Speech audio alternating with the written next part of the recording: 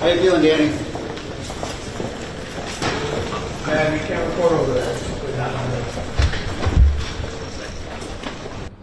there. Daniel is a brave guy. He's continuing with his schooling.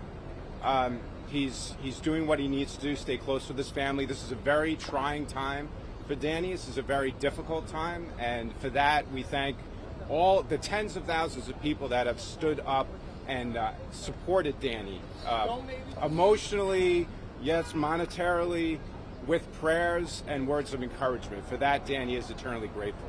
Daniel Penny did not have the courage to look Mr. Jordan's father, Andre, in the eyes.